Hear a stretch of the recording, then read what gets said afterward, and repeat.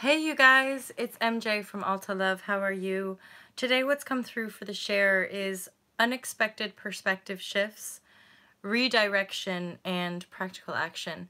And I mean, they all link together, obviously, you guys, as you know. Ultimately, if we're having perspective shifts, our action and perspective is going to change. We're going to start to see something different. We're going to feel something different, obviously, as well. And I'm definitely experiencing this in my own life, and it's definitely creating this sense of, really, it's still all the same themes in essence of letting go of control. Understanding that the way I'm talking about control is almost certainly like, you know, a negative or restrictive aspect. So when I'm talking about control, it's control that just stimulates restriction and fear, i.e. this idea that the world is super scary, and so we need to control every part of our lives. We need to micromanage every part of our lives, and that in essence is the limitation. That's the perceived limitation through the veil of separation. So increasingly so, those of us taking these leaps, those of us endeavoring this conscious transformational journey and or this manifestation journey in service to the whole, we really are peeling back increasingly subtle aspects of the programming, of the projected dominant programming of our own disempowered enslavement. So really, ultimately, we're wanting to anchor into our heart space, continue to face the shadow aspects as and when they're present in the field, in the body. Remember, specifically for the feminine, more so than the masculine, it's in the vessel. It's right in the cells of our body, the memory, the healing, the higher self perspective, or Holy Spirit, or intuition, or oversoul, whatever word you want to call it. It's this aspect of you that's totally one and connected with all that is. So you're, in essence, choosing consciously to focus on that higher self aspect, the broader reality, in order to transform the energy that are still focused and or entangled into those low level base tones of our collectively agreed old paradigm projection, right? So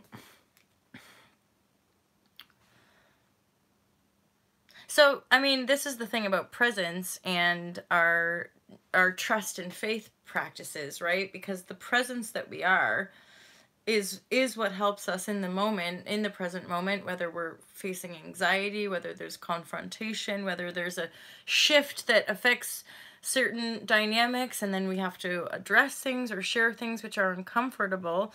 Ultimately, all of it is being guided. We're being guided, like, and the intuition knows the truth. It's like, it's never obvious according to this sort of sweeping standard that we've tried to imprint on the masses. It just doesn't and is not working. And so with these increasing, the way I'm feeling them in my own life are these increasing, like, the patterns within the patterns within the patterns within the patterns within the patterns within the patterns. So like within any given day, there can be like an awareness, a sudden shift of like, oh my God, that's another pattern. Oh my God, that's another pattern. And yet with the peeling back of the layers, there's this relief, it's relevant to the share, this redirection, which is a little bit like, huh? Never thought of it, but it's feeling good. And there's a practical action. There's practical action now, which obviously if we're starting to be guided on the action-based level, it means that we're moving into manifestation, right? Otherwise it wouldn't be there. It wouldn't feel right. It wouldn't feel inspired.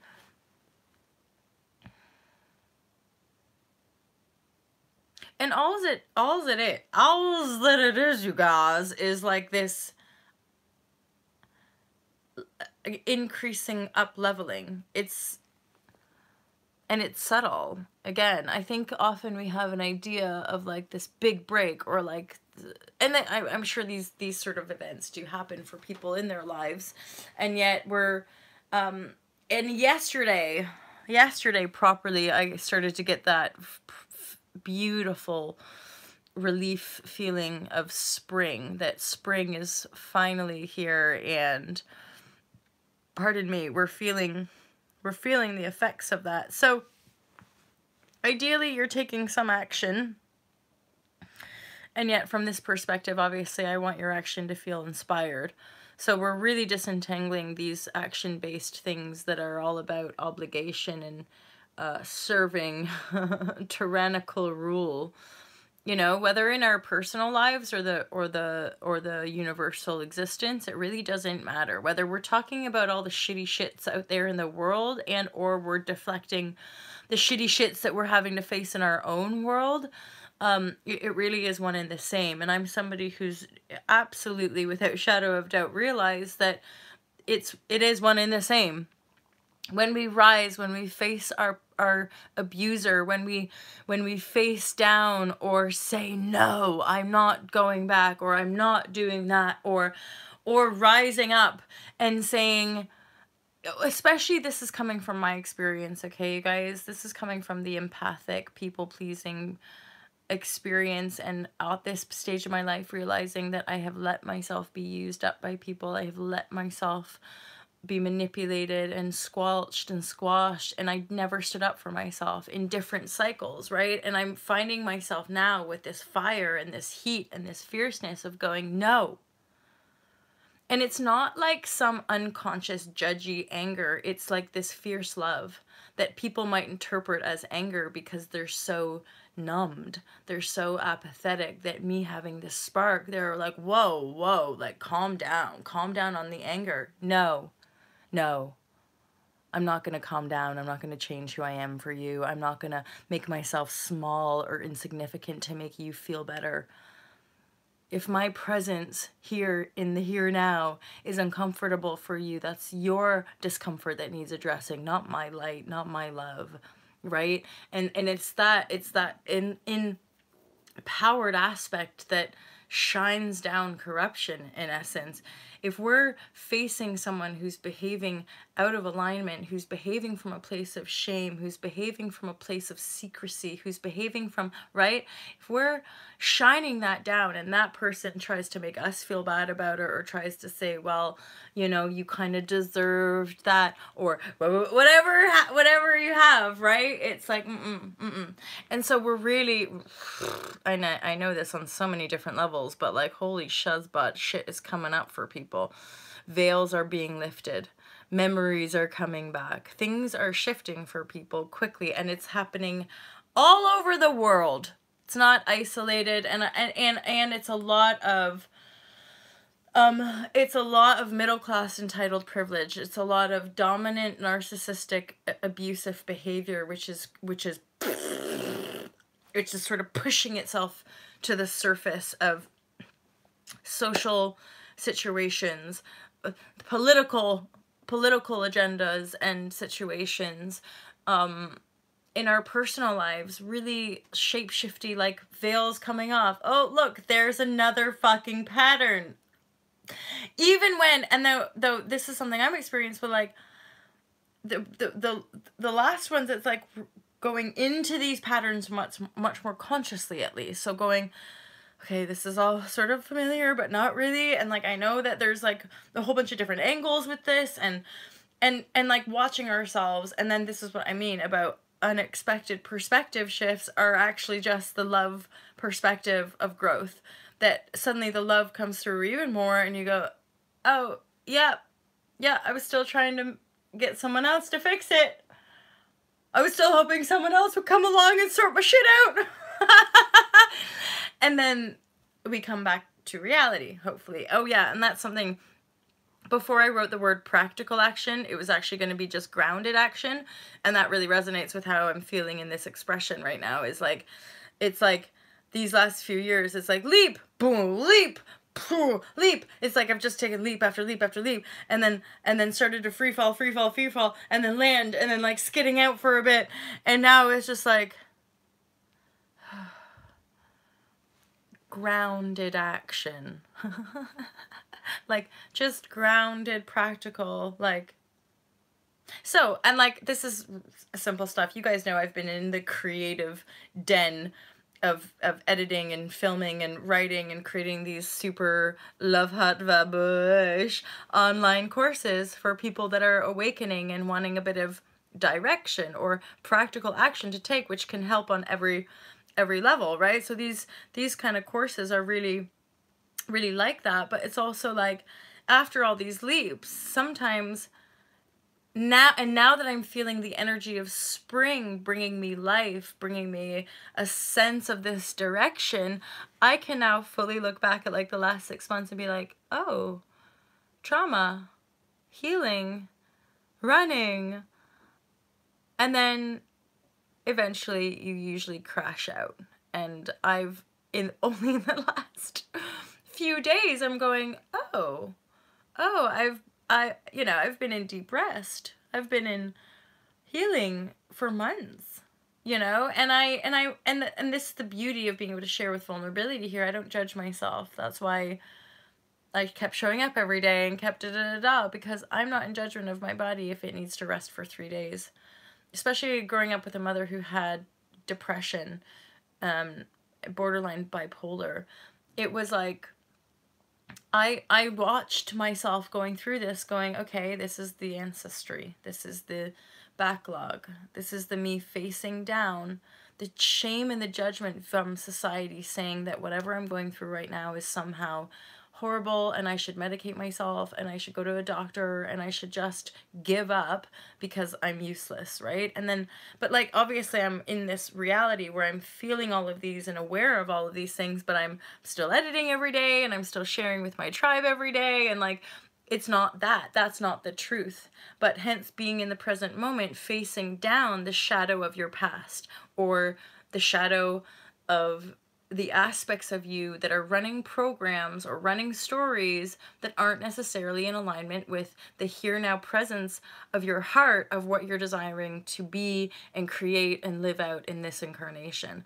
So our ability to redirect ourselves from these new unexpected perspective shifts and expect them to go better than ever. So even those fallouts or even those coming to confrontation are often way better than what the fear programming, I mean the fallout, or like the denouement of having to like actually address and then face and confront and deal with the fallout. Increasingly what I'm noticing is the fallout's not as bad as our memory of the fallout, i.e. me healing my betrayal, suffering wounds from my past karma. I survived. So that there goes to show, like, I'm actually still alive, where every other past incarnation there was a death, and sometimes a brutal one. So in this lifetime, the fact that we can go through the emotional transformation and then rise out of it, the phoenix rising sort of thing, is the fact that our evolution, our species is evolving, and we're coming out of those dark ages, and we're starting to awaken to the inherent falsity of attacking and blaming the external, the other, and then we're having to awaken from the dream spell so that we anchor into the reality of the heart, because it's only in the heart that we become the full potential of the human vessel. If we're only in mind, we just literally are in these deeply destructive patterns, these toxic patterns, which hence destroy us. Hence why those destructive collective dominant programs are in essence what's allowing this 5G thing to rise. You numb and blind the masses to be able to totally take over and control it. Fortunately, there's enough of the anchored light workers, earth workers, or divinity path workers that are anchoring in. And the anchoring in is happening in the ethereal and astral realms, where we're all getting the insights and the energetic downloads we need to pioneer the 3D realities that we need to help humanity take a leap, help humanity shapeshift and reconnect and remember. We don't have to try, because again, there's this whole AI and insert and different aspect to the human consciousness field. So the reason I'm not going to try to imprint or try to push anything is that I'm not entirely sure that all of the humans that we kind of put into this sort of global sensor, I'm not sure that there's necessarily all the humans who are real earthlings, if that makes sense. So it's only really the meek shall inherit the earth. It's like the hobbits. It's the true earthlings who we're reclaiming this realm for. Not the AIs, not the draconian reptilian race, not the Greys, and in fact not any other species, even the light-filled ETs or the extraterrestrial beings who are here in service also to humanity, who we are affinity and or connected to, again via different cosmic you know, dimensions or whatever, realms that we've existed in and incarnated in and co-created in, that that we're in alignment with those. But those of us who for whatever reason resonate with all this stuff, we're not intending to stay. This is why it's a mission. That's why it's you know, like, I don't have a claim over Earth. However, I'm aware that the Earthlings who only know Earth are here to stay, but they deserve to live in peace, and they're the ones that have been most sort of corrupted and or blinded by the dark forces who've embedded their energetic structures here. A lot of the invisibility aspect to the hologram, that which we don't see, it's there. And it's embedded by the consciousness of the beings who vibrate on a certain level, and they're not they're not shifting because they don't have the capacity. So they're only ever going to be able to vibrate on that level. Feeding off of the energy of the human consciousness field is a part of what keeps their race, their species alive. And so they basically, as the Earth is rising, it's too powerful to keep them suckling from it. So they really, it's like the hologram sort of pops off the Earth's field, which I saw in meditation a couple days ago, and then yeah, they go elsewhere. They go to another realm, and or they're existing in the bifurcation reality. They continue to exist in the hologram, but they're not anchored anywhere.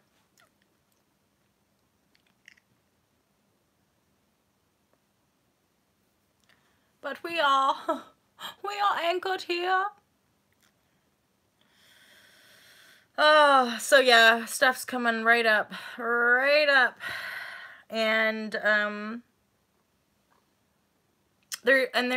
just hearing family for some reason, so there might be that there's quite a lot of binary activity happening in our family dynamics, i.e., yeah, binary polarities. Reviews, so stuff from childhood coming up, certainly relevant with stuff going on in my life. All right, I think that's it, you guys. I hope that was useful to you, maybe even a little entertaining. I'm not sure. It was pretty, like, serious. Oh, I have so much love for you guys, and I'm so grateful. There's in kind of cyclical waves, there seems to be these new people showing up who I just resonate with so profoundly and so beautifully that I'm almost in shock at how, oh look, I'm getting emotional, I'm premenstrual. I'm almost like in shock at the beauty of how it's all unfolding. And yet, one of you guys commented, like, the bittersweetness of being so far away, and I think that, like, is a thing. I think, like, realizing that we have these sort of soulful connections with people who feel us. So it is my absolute intention to, like, make sure that we all can, like, meet up once a year and that we support one another, like, truly. And I do have faith in Alta Love to be able to, like, pioneer that, and I'm just gonna continue to do my best. Feels like a big one, you guys. But yeah, I have so much love for you, and I'm just so thankful for you, and I look forward to speaking to you guys real soon. Have a beautiful day!